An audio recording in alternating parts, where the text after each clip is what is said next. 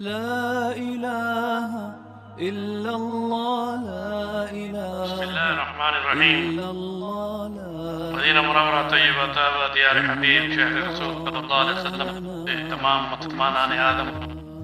السلام علیکم ورحمۃ اللہ وبرکاتہ۔ لیلۃ القدر کی ان راتوں میں اور آخری عشر میں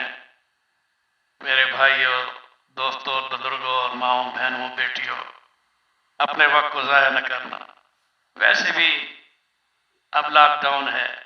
پہلے تو ہمیں کہنا پڑتا تھا کہ راتوں کو جا کر بازاروں میں نہ جاؤ، اب تو ویسے بھی بازاروں میں جانا ممنوع ہو چکا،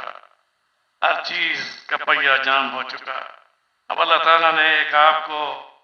وقت دیا ہے، آپ کو ایک موقع دیا ہے کہ آپ اپنے گھر کے اندر ہیں۔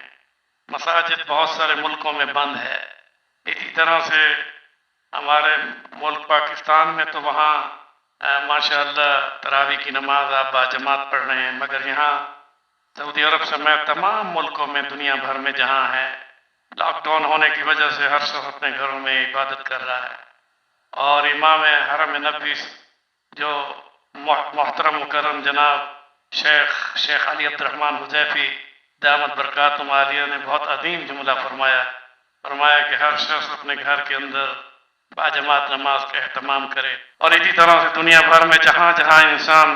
مساجد سے محروم ہے، یہ ہمارے گناہ ہیں، اللہ تعالی ہم سب کے گناہوں کو معاف کرے۔ اللہ تعالی آزما رہے ہیں کہ میرے بندے اپنی مرضی کا جو نعرہ لگاتے تھے، اپنا جسم اپنی مرضی، تو یہاں پر اللہ تعالیٰ بتاتے ہیں کہ نہیں، پوری کائنات کا نظام للہ الامر،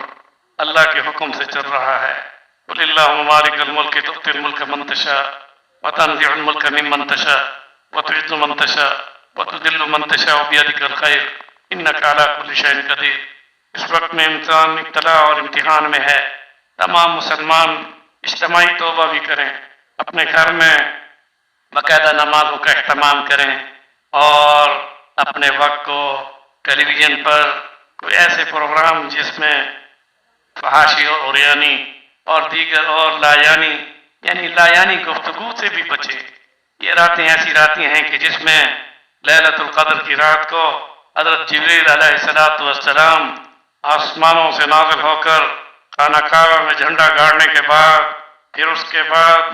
پوری دنیا میں روزہ اقدس صلی اللہ علیہ وسلم پر اور پوری کائنات میں جہاں جہاں مسلمان عبادت میں ہے، چاہے وہ گھر کے اندر خلوت میں ہے یا جلوت میں ہے، اندھیرے میں ہے یا روشنی میں ہے، دریاؤں کی کشتیوں میں ہے یا میدانوں میں ہے، اسی طرح سے پہاڑوں کی غاروں میں ہے یا کہیں بھی ہے، اللہ کے نبی صلی اللہ علیہ وسلم نے ارشاد فرمایا کہ دنیا میں جہاں بھی کوئی شخص لیلۃ القدر کی رات کو اللہ کی عبادت میں ہوتا ہے، قیام میں ہوتا ہے، سجود میں ہوتا ہے،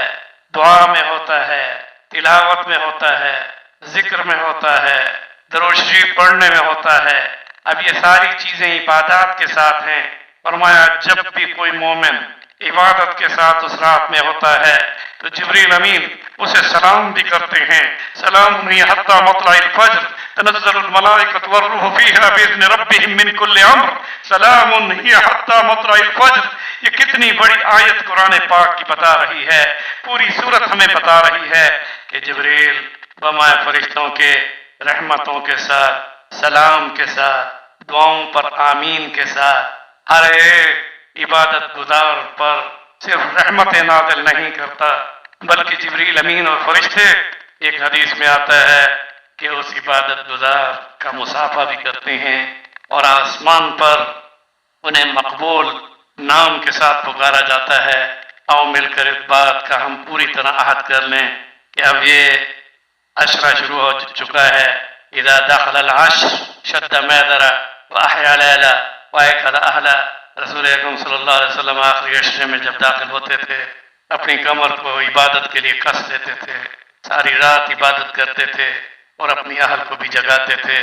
اس لیے لایانی گفتگو سے بچنا، غفلت سے بچنا، ذکر الہی کے ساتھ رہنا، اور اگر خاموش بھی رہ جاؤ اور فرض نماز پڑھتے ہوئے رات کو اللہ کی عبادت اور ذکر کرتے ہوئے رہو تو بہتر ہے۔ میرے دوستو، اپنے وقت کو ضائع نہ کرنا، کیونکہ وہ ایک رات لیلۃ القدر خیر من الف شہر، وہ ایک رات 1000 مہینوں سے افضل رات ہے۔ رب الجلال ہم سب کو وہ لیلۃ القدر شرف قبولیت کے ساتھ، مستجاب الدعا ہونے کے ساتھ، حضرت جبریل امین کے سلام اور فرشتوں کی رحمتوں کے ساتھ اپنی خاص عنایات سے عطا فرما، اور ہم سب کی تمام دعاؤں کو قبول فرما کر ہم سب کو اپنی امان میں لے کر دین دنیا آخرت میں کامیابی، کامرانی، عزت، عظمت، صحت، عافیت، سلامتی، تقوی اور ایمان کے ساتھ یا اللہ تو اپنی رضا عطا فرما کر سعادت دارین نصیب فرما۔ سبحان ربک رب العزت عما یصفون وسلام علی المرسلین والحمد للہ رب العالمین۔